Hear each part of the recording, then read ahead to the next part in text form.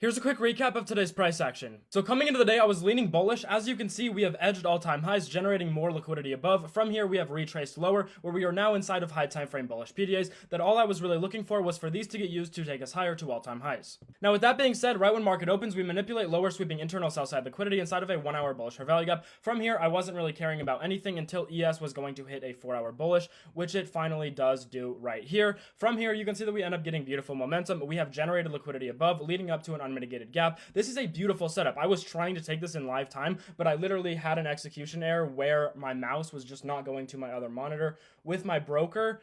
And then I was trying to like panic and go on my phone and log into my broker. And then it was just too late and ended up hitting the 5-minute. The thing is, I think I kind of got lucky here because I'm not sure if I even would have gone break even at the 5. Given the context, this 5-minute should just get disrespected and shouldn't really be used to take us lower and remanipulate you. So I honestly kind of dodged a bullet here. But even if you took the loss and didn't go break even or wasn't able to go break even at the 5, I think this is a very good setup. And I was actively trying to take this trade. So I'm just going to consider this being a loss, to be honest.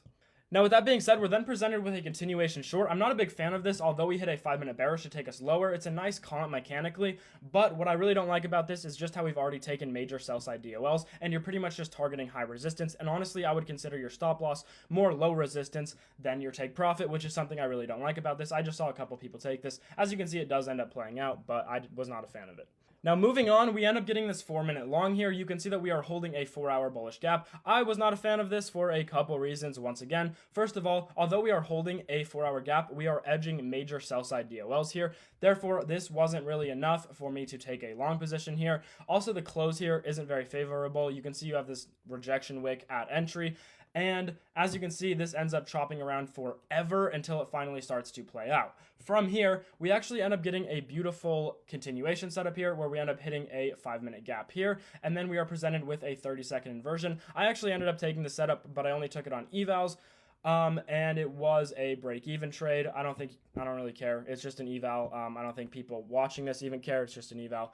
And then, yeah, ended up going break-even, saved me from a loss. From here, we are then presented with a 1-minute continuation.